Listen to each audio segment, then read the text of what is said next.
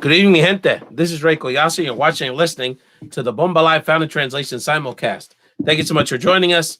Tonight is our sort of one of our favorite episodes of the year, the episode where we highlight and elevate not only the importance of Latinos in film and the film industry, both as audience members, as content consumers, but most importantly, content creators. And we celebrate our dear friends from Aphrodite Productions, our great friend Marangeli Mejia-Rabell, and our friends all of our friends at the Philadelphia Latino Film Festival. So glad to have this time to celebrate a great show, a great entertainment product. It's something that's kind of become a cultural touchstone for the Latino community in Philadelphia. Later on in the show, we're going to hear about the Philadelphia Latino Film Festival's contribution to Bomba Live 2 coming up Saturday, June 12th. And we have a lot of great, exciting announcements related to Bomba Live 2 a little later on in the show. But first, a great friend to the show and one of our muses here at Bomba Live, the Bomba Live family. She keeps us connected to our culture and our community. Marangeli Mejia-Rabell. Marangeli, how are you? Buenas noches, Rafael. Qué alegría estar with the Bomba Life and Found in Translation family. It's an honor to be with you y muchacho. Alegría de verte, de poder celebrar esta 10ª edición del festival y gracias por el apoyo y súper contenta de que por ahí viene el 12 de junio y vamos a dar nuevamente. We are really excited. May 30th, it starts. We have an entire week of film offerings that Marangeli is going to lay out in a moment. But I do have to reflect on a moment. One of the documentaries that you highlighted in your content last year became the subject of one of my personal favorite episodes of 2020. Of course, I'm referring to last summer when you graced the Bomba Live stage to talk about Water Mercado with our other friends, Zulima and Mayra. That was a fantastic conversation. I don't know what I've seen more, Marangeli, the Water Mercado Netflix special or that episode, because you Puerto Rico women were on fire that night. That was a great conversation. We had a great time. And hey, that's exactly the reason why we do this work. We're ready to enjoy this season and this 8 days of programming. We'll have plenty of conversation after that. I'm hopeful. Let me not be presumptuous. I'm hopeful that we'll have plenty of conversation. Yeah, no, and I'm looking forward to returning myself as an audience participant. If you recall, the last time we had a physical one in 2019, I took my sons to see one of the movies. They had a fantastic time. What's our buddy? Papi Ramirez versus the Giant Scorpions, which, by the way, great story. That film ended up winning the top award at the Nightmares Festival, which is a genre-specific festival and screened at the Salem Horror Fest. So shout out to Papi Ramirez. Por ahí viene mami. Date pendiente. Yeah, I do have to connect with Les.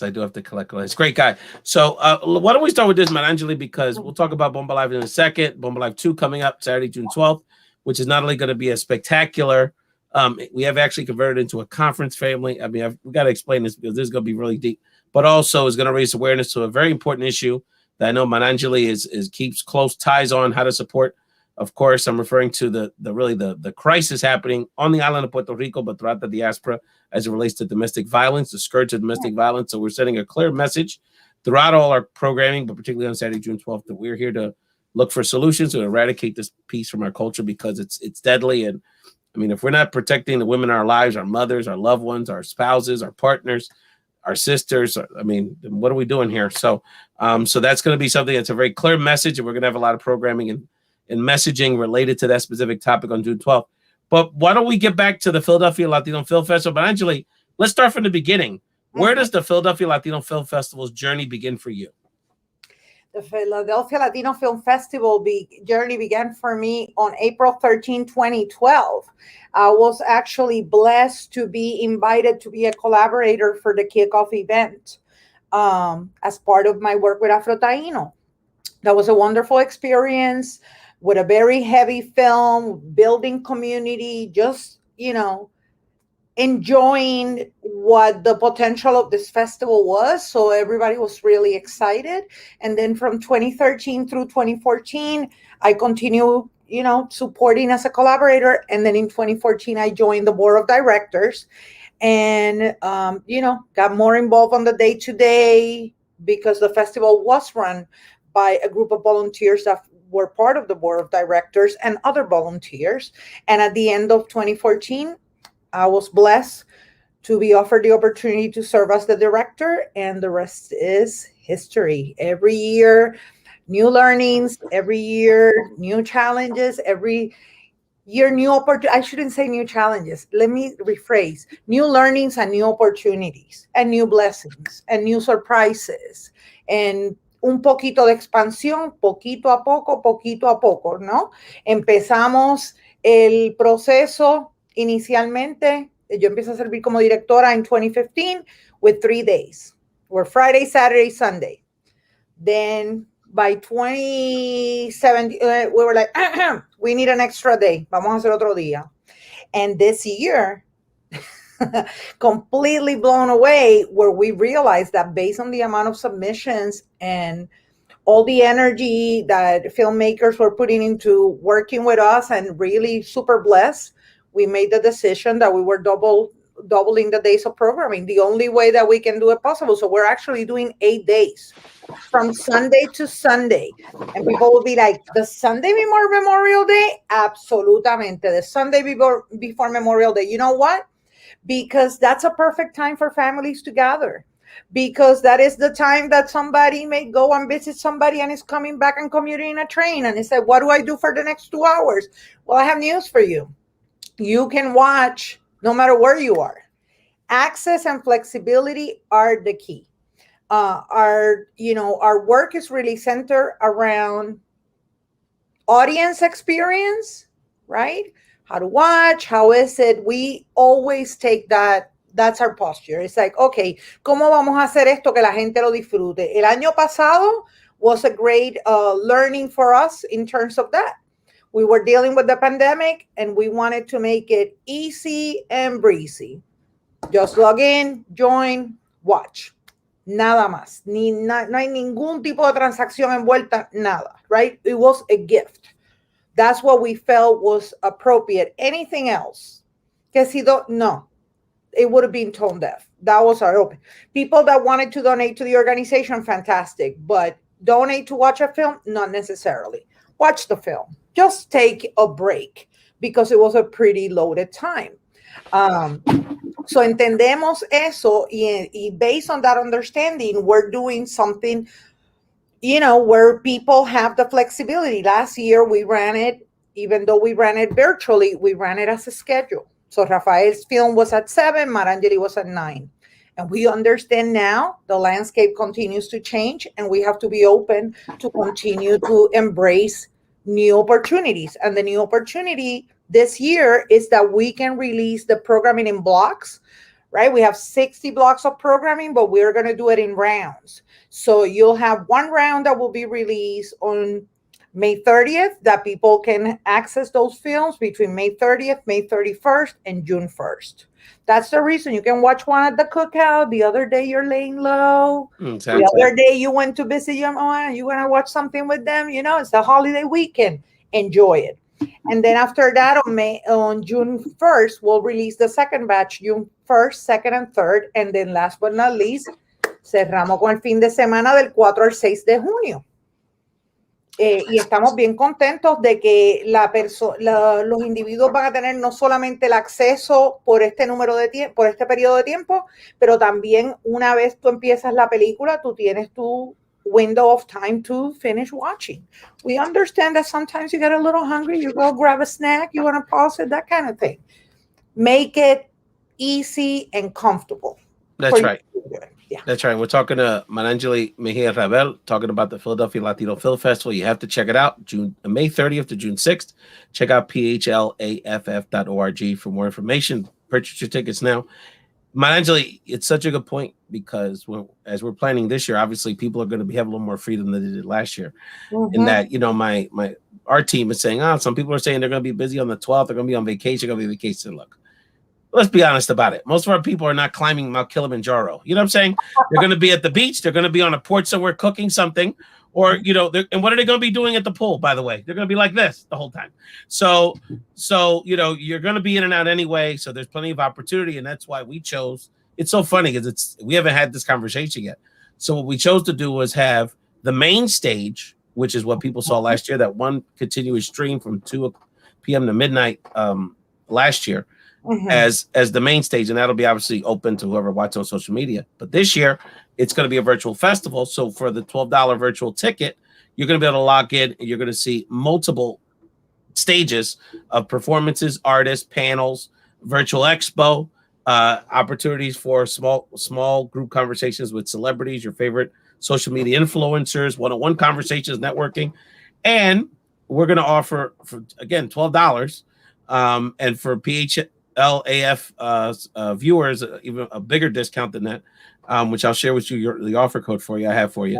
Is that they're going to be able to get this content afterwards in a link, so they can replay for the rest of the summer if they want. So, and again, I think it's all experimenting, right? Like, calibration. What I tell audiences is diversify your browsing. Siempre estamos mirando, nos están enseñando las cosas que debemos comprar, etcétera. Just, take a break. Exactly. A pause and watch something that, was produced with a lot of love. That's right. Same with Bomba, absolutely. And back to the vacation crowd, you Memorial Day people that are going to go with your SU, go down the shore and camp out and all that. What are half of y'all doing half the time anyway when it gets dark? You go home and you watch movies.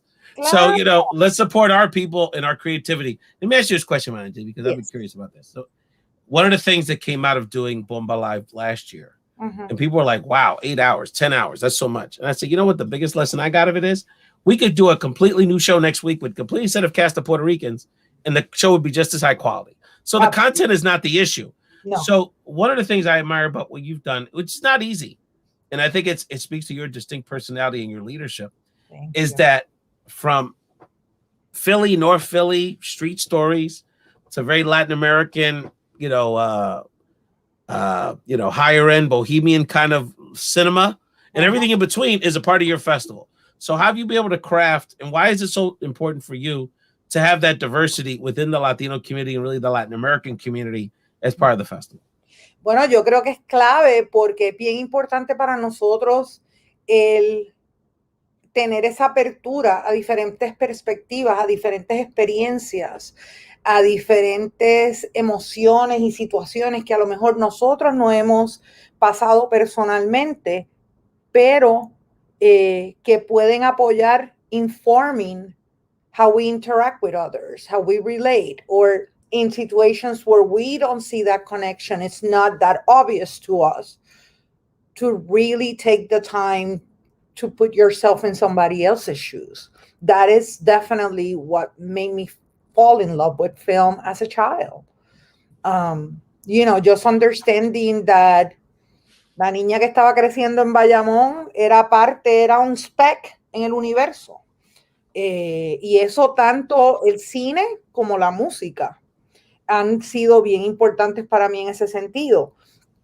Y la misión de nosotros is really to support creatives, filmmakers and other creatives that are either emerging and established. Always that mix, right? Always that diversity at the table, that diversity as part of the experience, because there's a lot of insight that one can gain from just exposing yourself to other takes in life, to other practices, to other rituals, to other, and come with an open mind. De la misma manera que el cine hizo eso para mí, como niña, también la música. Yo siempre lo digo, para mí siembra Ruben Blades and Willie Colon. I remember being a kid y pensar Latinoamérica, y yo estoy como que, oh, right? Panamá, presente. Claro, it gave me the perspective that Bayamón, Puerto Rico, aunque I still think it's a very important part of the world, right? Yo la llamo la República. Los Vaqueros ganó el campeonato de baloncesto. Hey, el gran combo, Rafael y seguimos. Gilbertito, we can don't get me started on Vaya. Imagínate. I'm not gonna Y stop. Ariel es dueño ahora del equipo, sí. Hey. Va contra Bad Bunny ahora con De Santurce. lo That's going to bueno, be interesting. hey, That's going to I be like interesting. Benito, That's but going to I'm be going interesting. with Yadiel on this one. And I like Benito a lot. That's a different. That's a good conversation, maybe at some point for us to have about Benito. It's interesting to talk to people that are of your age group, and some people are like, no, and I'm like, come on. You know, 30-something years ago, we were like, people were telling us, why are you listening to that? Es lo mismo, ¿entiendes? Y el humor del increíble. Anyway, love to Benito, but we're not here to talk about that. Pero when it came to Siembra, de Latinoamérica Unida and the Plástico were the two songs that really, Me too. I was like, okay, I get it. Well, I have to do something else with my life. I got to be of service. And I am part of a larger family. And I, through the years, and I can say somebody who actually was a really dear friend in the beginning of our collaboration, we were working together. He asked me point blank, do you really feel that all Latinos are family? And I said, muchacho, pues claro. Digo, yo veo una bandera puertorriqueña, donde yo está caminando, vaya boricua, that's one. Para mí, con todo el respeto a todos, right? Todos somos familia. Yo le dije, Dominicans and Cubans son primos hermanos. Y el resto son primos. That's how I see it. It's a good way of putting it. Y la gente de Curazao y Caribe, ese claro, todos esos son primo también, sí, en otra manera, ¿verdad que sí? Correcto. So the other part of the puzzle here, Marangeli, is that you're doing you're gathering these Latino filmmakers at a very interesting point in the history of content, and really global content, because it wasn't too long ago when moviegoing was, you had to make a film, and with the hope of somebody maybe at a film festival showing it, or maybe a Hollywood studio would pick you up. Now the bar to produce content and to distribute it to a large degree is much lower. But at the same time, the Latino community in the United States is really, such a powerhouse from the consumer perspective. We still have a long way to go with the mainstream studios, but Latinos at this point are just kind of surpassing that to say we can communicate with our people. You know how many people, and these Boricua, our crew, the Boricua All Stars, the Funky Bacalaos, Ivelisa, Comiendo Riendo, Omi. Some of these people didn't start doing social media till the pandemic started. And they literally have as large a followings, if not bigger followings, than major celebrities in our community because of that authenticity. And the bar is so low.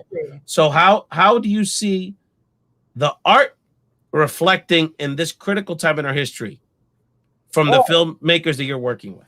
Unas capacidades de innovación increíbles, unas capacidades de servir como puentes increíbles, the entrepreneurial spirit. In the sense of, a nosotros nos gusta la brega, a nosotros nos gusta, we are Latinos, Boricuas, we're hard workers, we're hustlers, but this has really opened. There's also a lot of, based on everything that is happening in our communities, there's also been a lot of reflection of the importance of us being the ones telling our own stories. Right. And I'm gonna use a phrase that may not be too pretty, but not putting lipstick on the pig. We gotta name it to be able to heal from it. We gotta be able to, hablaste del caso de violencia doméstica, todo el problema de violencia doméstica que estamos enfrentando ahora mismo. Eso es algo que lleva a conversaciones que son tough conversations, but are necessary. And it doesn't mean that we cannot move from there. It doesn't mean that we cannot grow from there and we cannot heal. And film does that. And what you see, you mentioned Papi earlier. Papi is a perfect example. Papi Ramírez is an example of, me las voy a inventar. Os voy a decir bien borico, me las voy a inventar porque ahora estoy en un sitio donde no tengo la capacidad to shoot how I'm used to. Let me rent a storage space. Yeah. And let me do it with green screen. You kidding me? And going to all of this is happening all around us. This opens the door for younger, for everybody, actually, not connected to age, but just connected to technology that is more accessible. People are now recording stuff on their phones. It's not this high-tech equipment that it was unattainable, or that you felt intimidated by, or that if you didn't go to film school, your film will not be. No, this is about storytelling. This is about creating and holding space for our own voices and for what it's needed, right?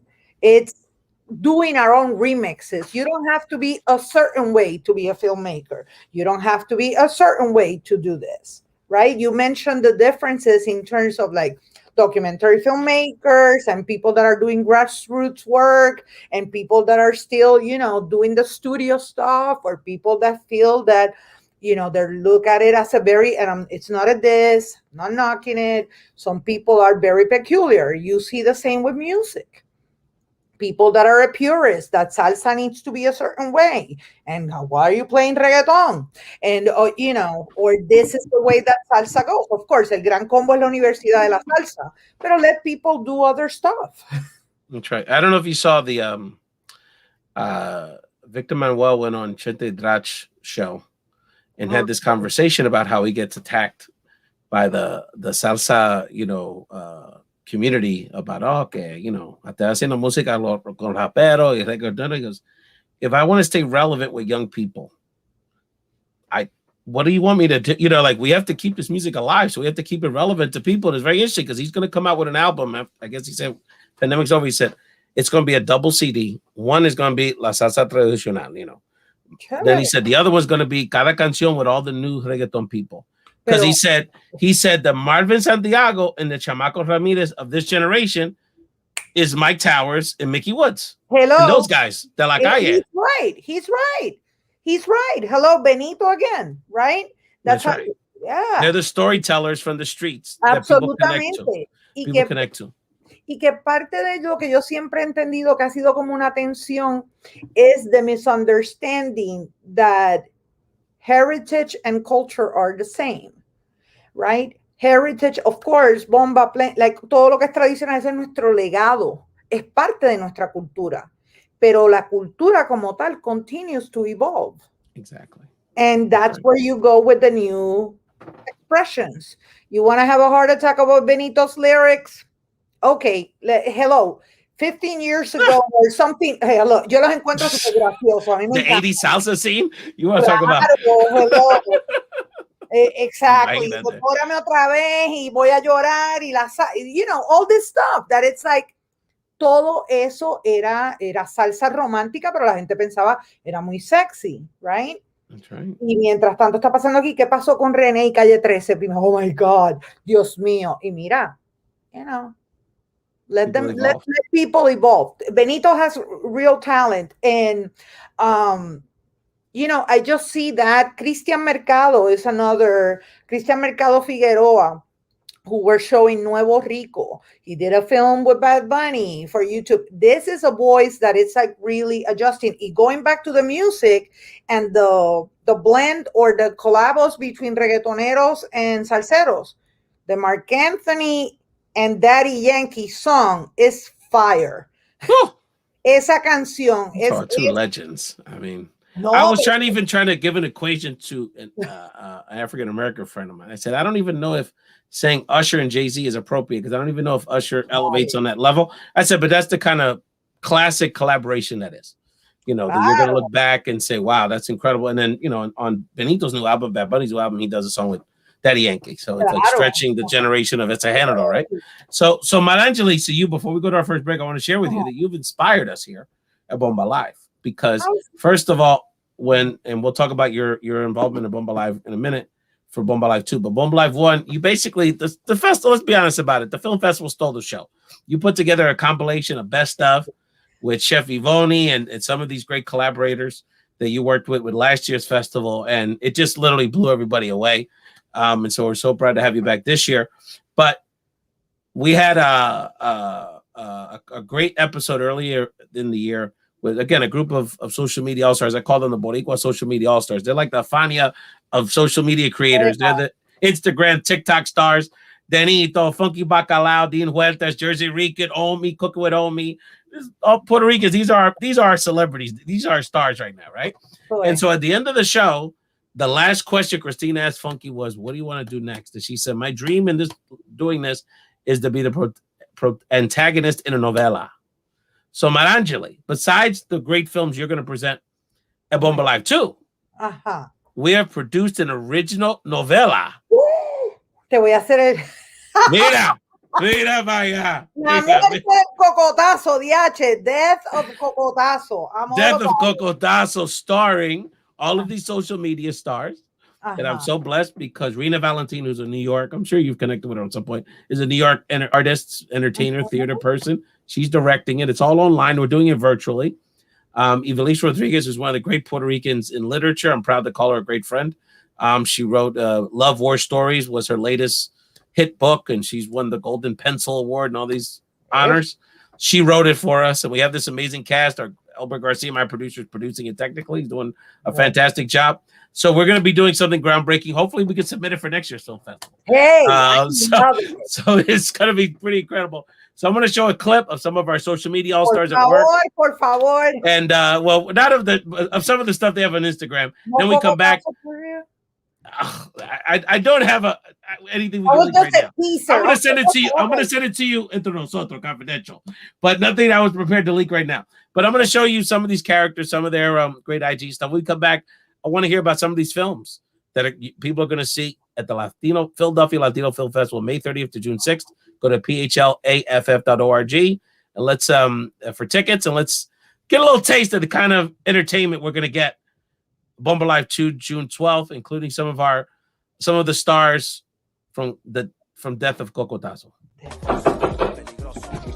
Dígame, vecino. Hola, vecina, ¿me puede mover el cajo ese? ¿Y de qué usted ríe? Como ustedes los puertorriqueños mencionan la R. Es que ustedes hablan con la I esa, ¿de qué tú hablas, ah?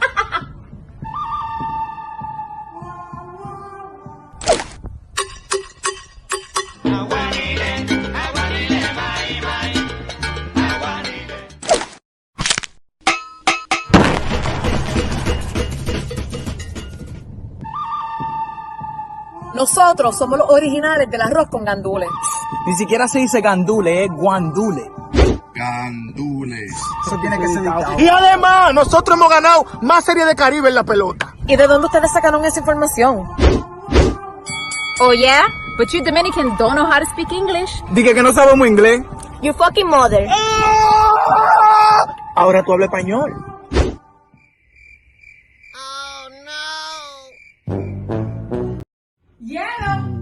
¡Omi! ¡Conmigo acalao! Este año Thanksgiving va a ser en mi casa y a mí me tocó el arroz con gandules. Tú sabes que lo mío es la comedia, no la cocina. ¿Tú me puedes enseñar, por favor? Vas a coger tu caldero, le vas a dar la vuelta con el aceite una vez. Vas a coger la misma cuchara con la que se sirve el arroz, vas a coger el sofrito y fuá para allá. Y vas a coger un puño de cilantro, fuá también. Un puño de cilantro, ¿y eso cómo se mide? Picas tus vegetales chiquitos. Ay, no, yo sé mucha información. Vas a lavar el arroz 3 veces. 3 veces. Ni yo me baño tanto. Pero no le vamos a echar adobo. El adobo, la cantidad que te dé a tu corazón. Después de ahí, menea que te menea. Es lo más fácil que hay, nena. Claro, lo más fácil que hay. Pues tú me dices, ok, está bien, bye. Que se chave. Yo voy a ordenar Uber Eats. Come on now.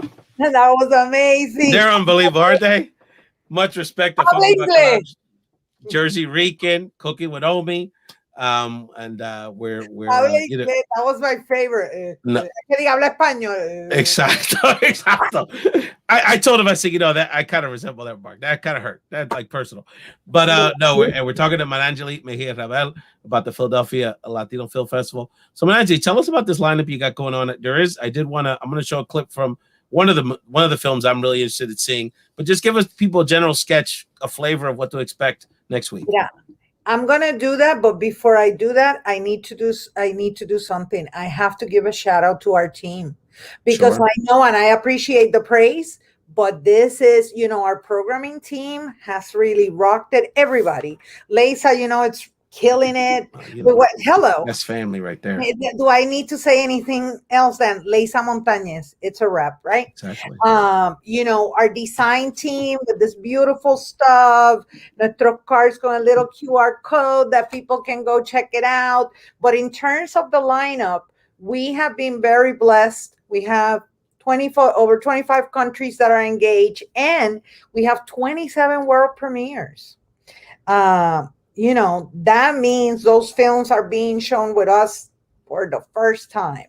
And, you know, we have 57 documentaries. You know, there's just a variety. I want to give a shout out to Daniel De Jesus, also on our youth salon, that also does a great work working with our young people. We have had filmmakers as young as 12 years old. As long as you're younger than 22, you can submit to the youth salon. Cristal Sotomayor, who's our programming director right now, began the journey working with Leisa as part of the social media team, then got to screen in 2016, then screen a student film as part of the youth salon in 2017, then came back in 2018 for our opening night to do welcoming remarks as a filmmaker, which we also always include. And then from there, she announced that she was joining as a programming coordinator, which she did in 2019. And in 2020, we'll look at each other like, she's part of the creative team. Come on now. And she's our programming director. So that also speaks, and I know you want to talk about the films, but that also speaks to approach and how, just like you do with your team, it's about building families, about building community, right? Absolutely. And you know, Christina Vega, who actually did earlier this evening, her show Love Shouldn't Hurt, which was sort of a spinoff of Bomba Live. She's my co-executive producer. Albert Garcia, our technical producers. I mean, the man does God's work. Ray Velez, local guy. People knows our graphic designer. You know, a whole network of people that are part of the show on a lot of levels. And people that, you know, it's interesting because, Manji, what's so interesting about it is that you're always amazed how little credit they want. They just really want to be a part of it. And so as the leader, I'm the same way. I'm always like real conscious of making sure they get their just credit.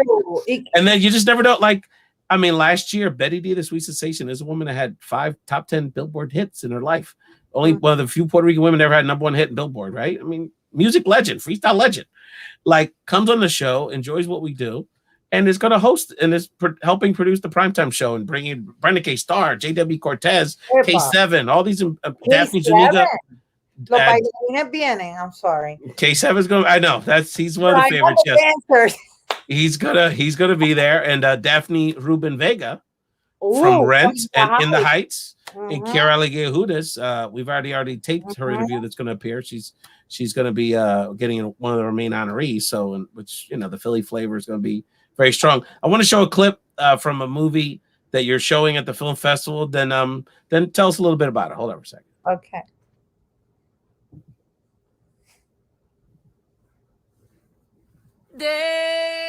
Despierta, borinqueño, que han dado la señal. Tengo que contar mi historia. El huracán María nos cambió a todos. Hemos quedado sin nada. Es que lo que ha pasado este pueblo llora ante los ojos de Dios. Queremos empezar de cero. Si quieres aprender, mijo, recuerda las memorias de tu alma. Esos políticos se aprovecharon de una crisis para actuar sin escrúpulos. ¡Ya está bueno, puñeta! Hace 20 años que no se unía el pueblo de esta manera. Dile a Adela que lleva el alma de nuestro pueblo en esa cacerola. Nos vemos en la calle de la Resistencia. Esto no se ha acabado, tenemos la fuerza. Este es nuestro pueblo, no hay quien nos detenga. De aquí no nos vamos, esa tierra. Esa es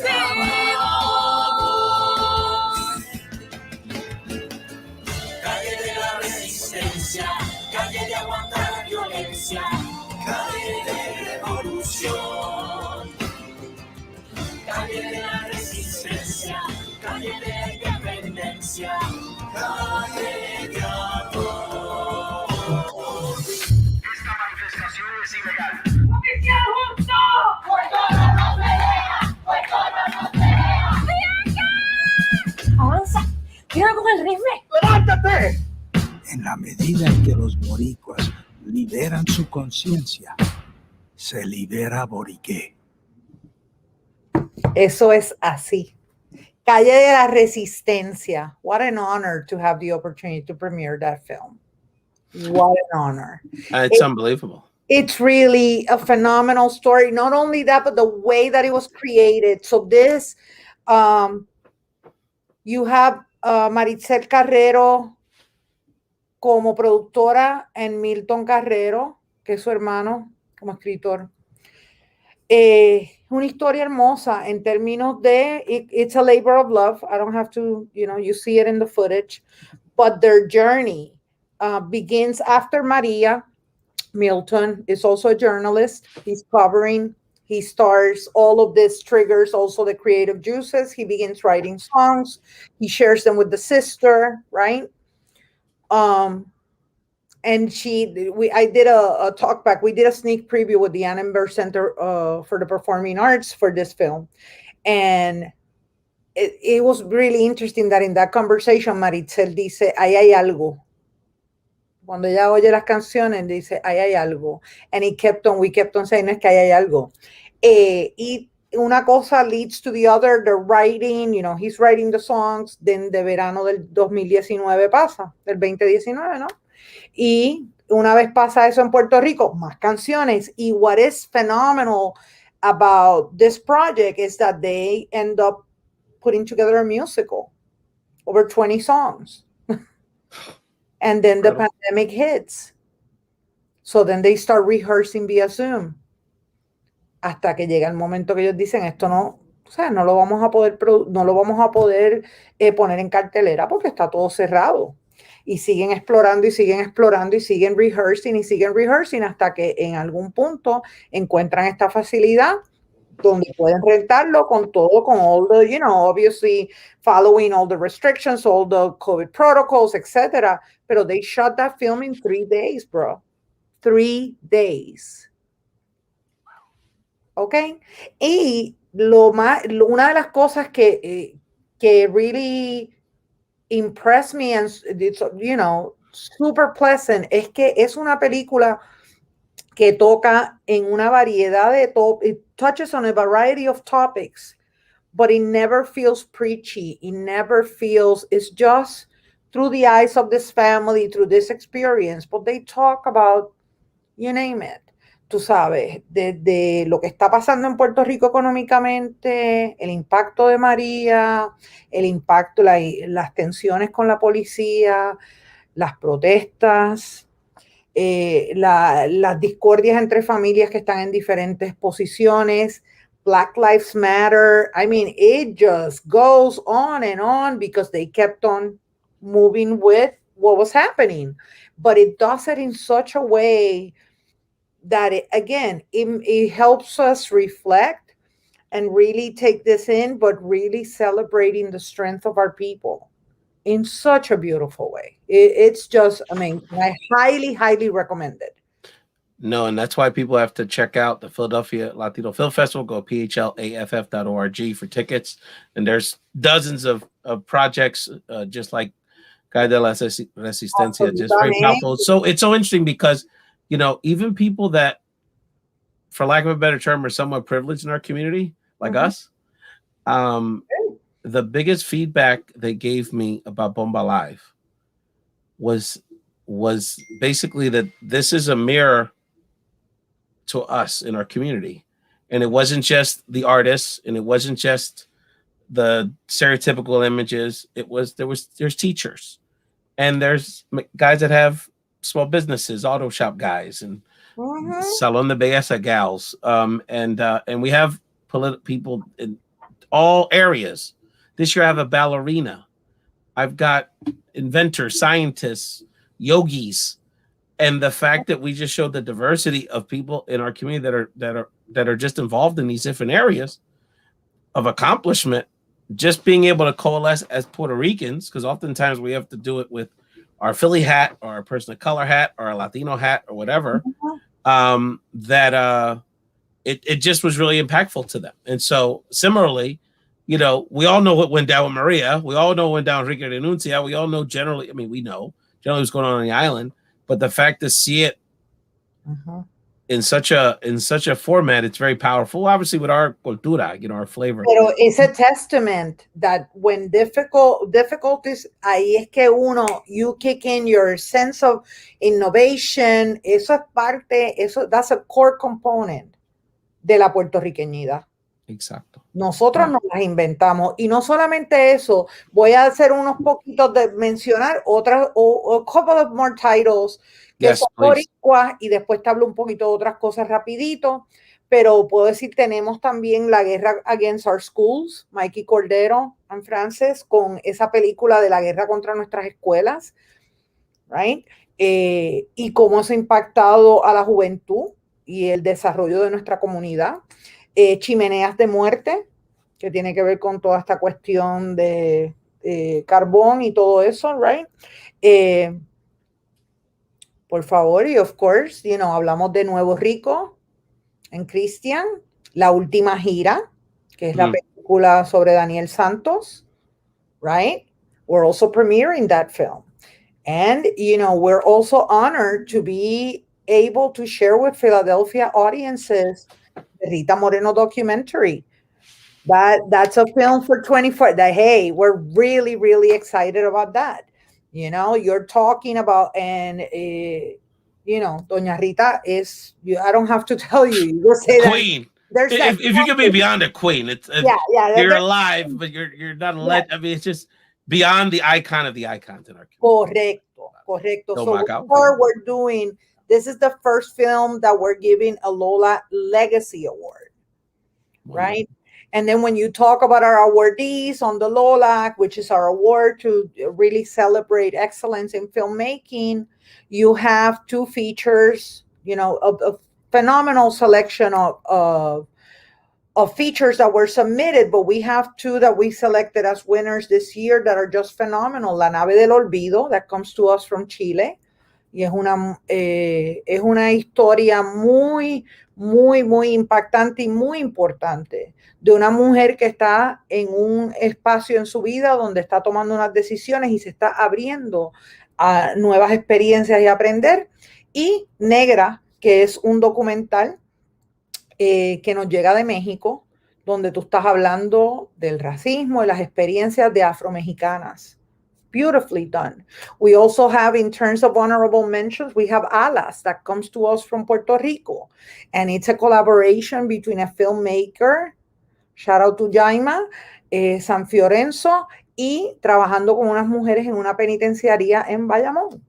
You know, you have really folks that are loving this work and are really engaging and exploring a variety of subjects. And as you said, we also have things, you know, offerings that are more experimental. We have music videos. There's a film that is super cool that is one of our winners of the shorts, that is Whitina.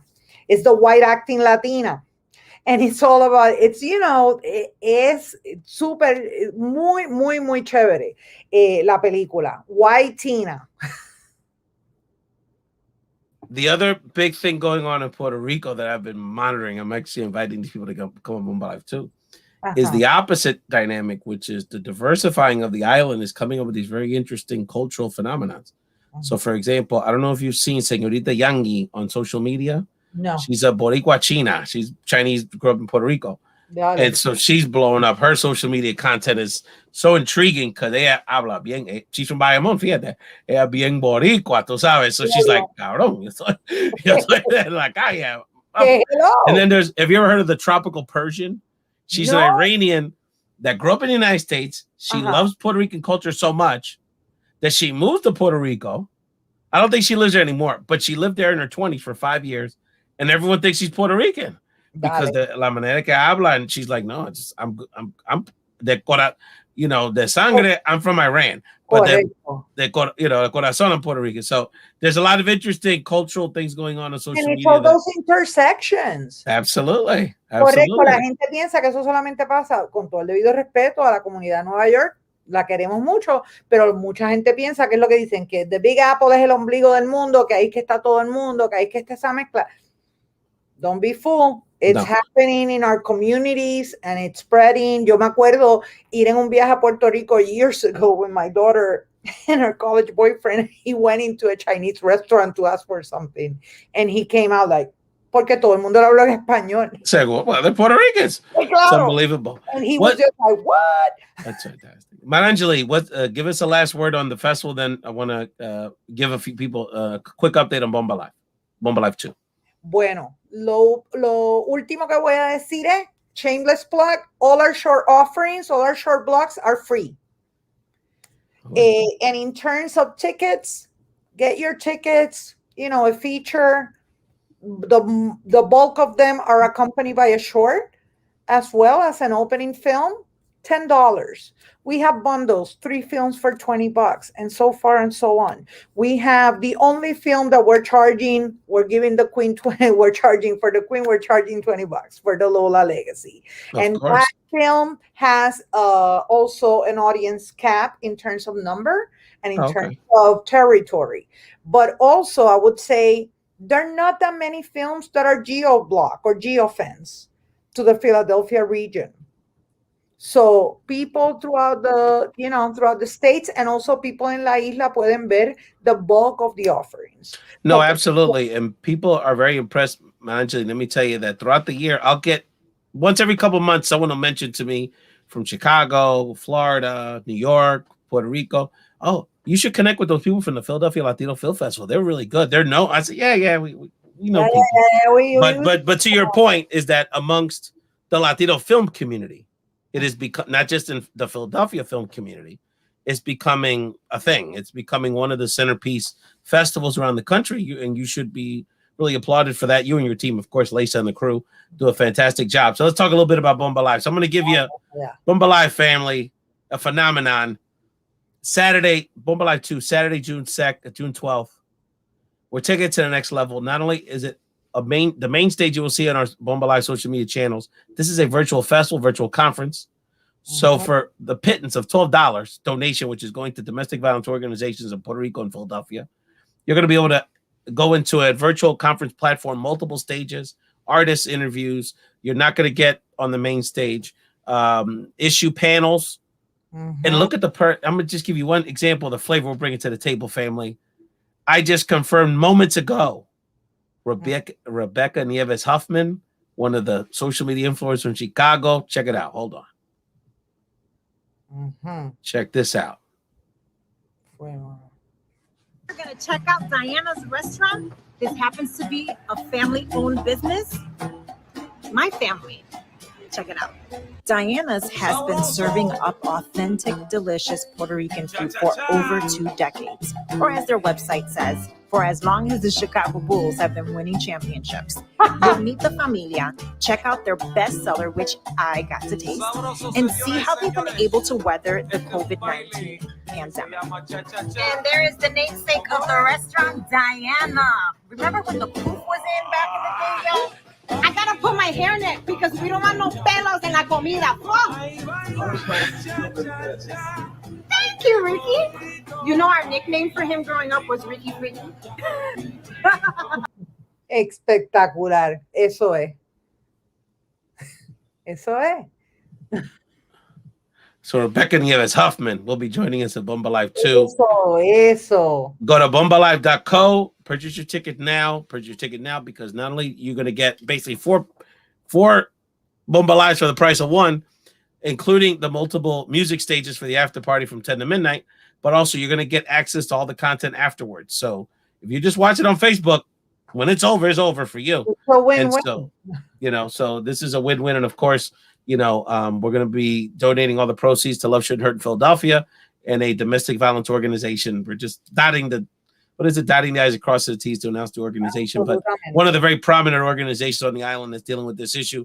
Marangeli, we're so proud that y'all are going to be returning and you've agreed to be the producer of the film segments content of Bomba Live 2. So what should people expect from the contribution after the Philadelphia Film Festival, Philadelphia Latino Film Festival, your contribution to Bomba Live 2?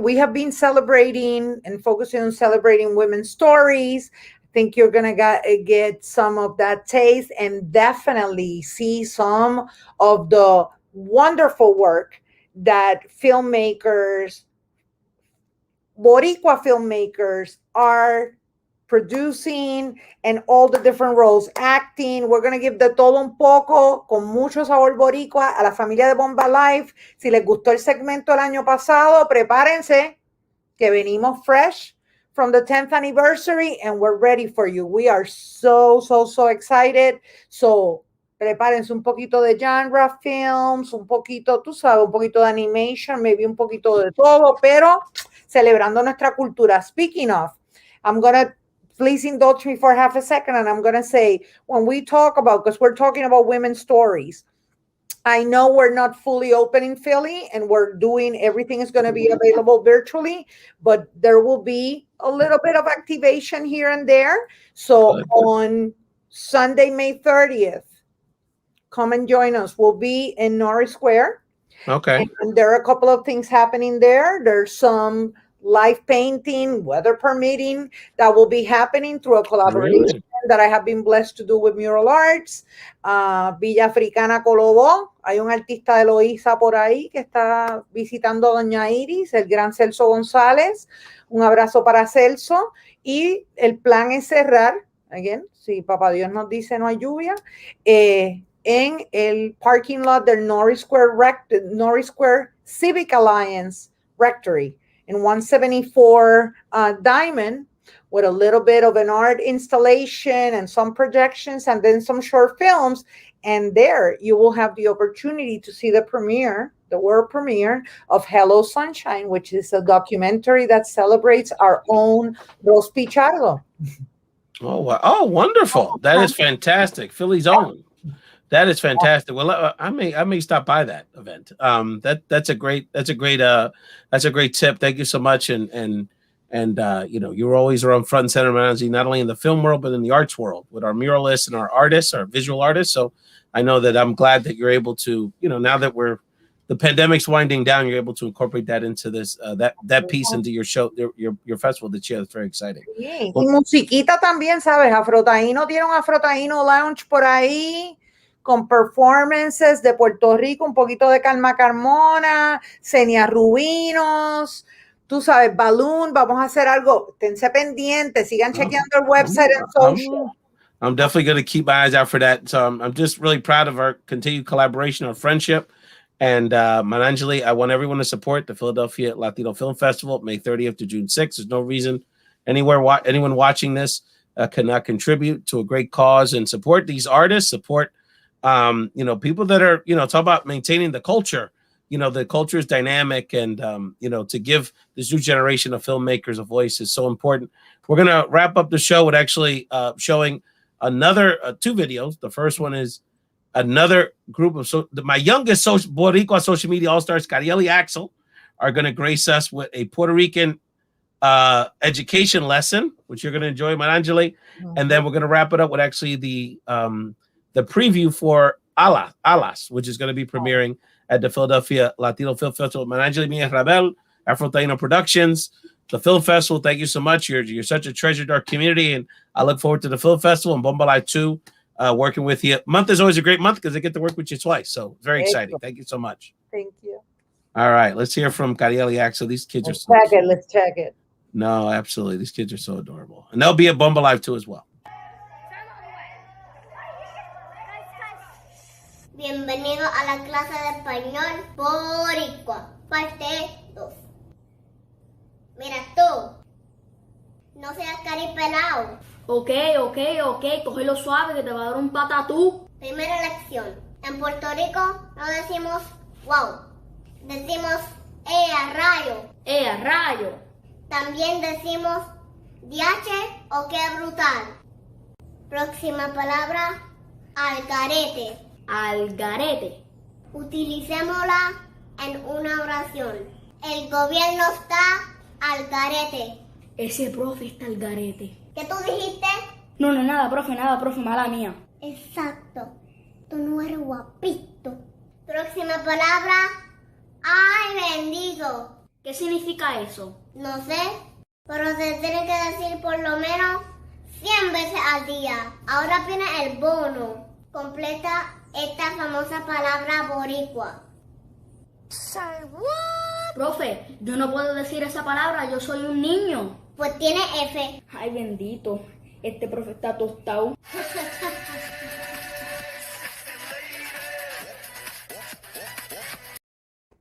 Ay, Dios mío, Dios lo bendiga.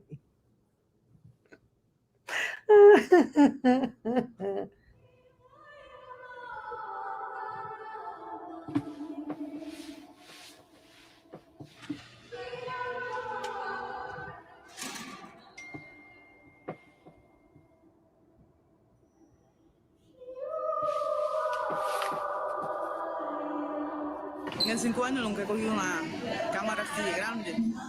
Me sentí como que fuera del cárcel, fuera.